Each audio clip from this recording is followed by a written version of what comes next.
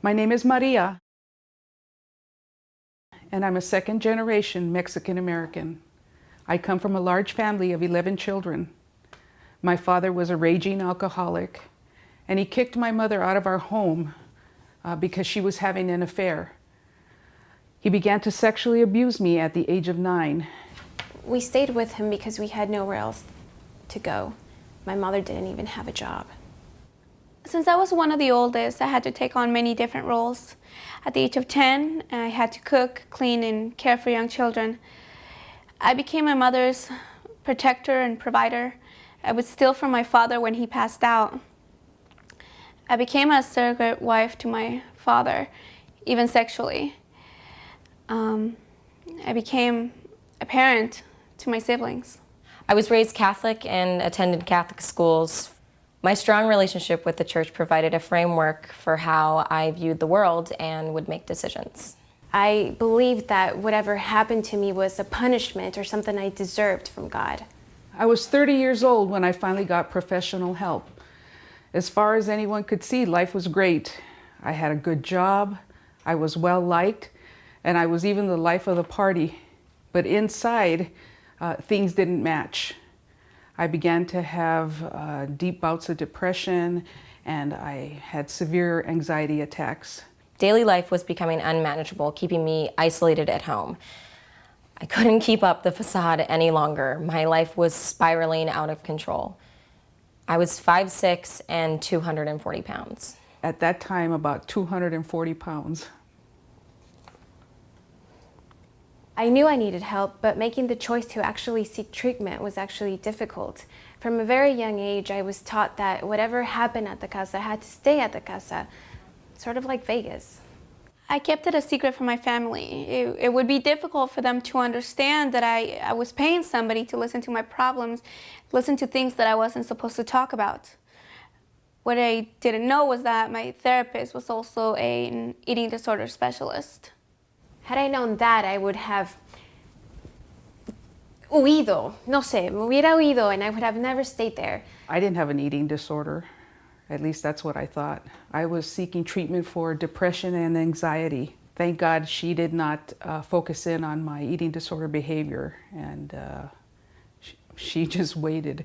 Somewhere along the line, the light bulb went on. A light bulb came on, and suddenly, I don't know when it all became clear. And I realized that I had an eating disorder. it became clear that I had an eating disorder. I knew I had an eating disorder. It wasn't until my suicide attempt that my family became part of my healing process. They were all there because I needed them to be there, but many of them weren't emotionally there. My mom could not deal with the fact that I was telling family secrets. So it was hard for her to engage in the process. Over time, my depression and anxiety became manageable. I started to realize that I didn't have to be anything to anyone. I could just be me. My depression and anxiety is what made me seek treatment. My discovery of my eating disorder is what helped me find the real me. Throughout my recovery, I learned that my depression and anxiety were the reasons why I ate. In my familia, food was the way to show love and to celebrate and to come together. So to even consider that I had a problem with my relationship with food was something that was hard for me to fathom. I had to challenge strong family beliefs, which alienated me from my family, which meant everything to me. But I had to learn that I couldn't keep focusing on others. I had to focus on myself. I learned to connect with my feelings and to deal with my depression. I learned strong coping skills. I got regular exercise, I wrote in my journal, I talked to trusted friends. Which allowed me to see life in a different way and to experience the world the way it was supposed to be experienced.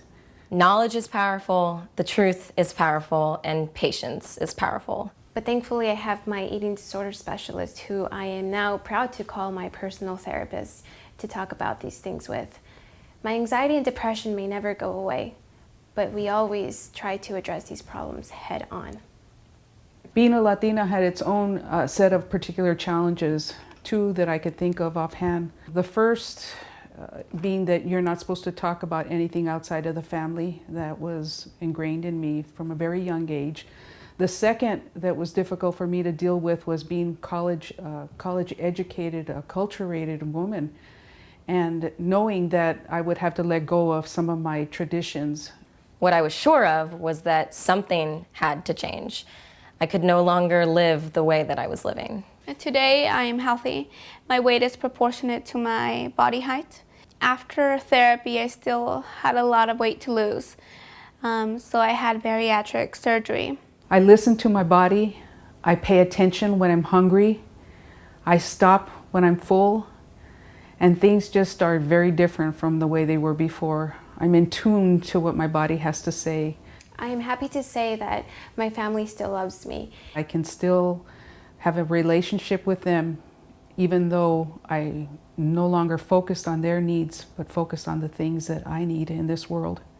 I no longer eat because I was served a plate, and someone's feelings will be hurt if I don't eat. I now live my life with purpose, meaning, and truth. Purpose, meaning, and truth. Purpose, meaning, and truth. With purpose, with meaning, and with truth.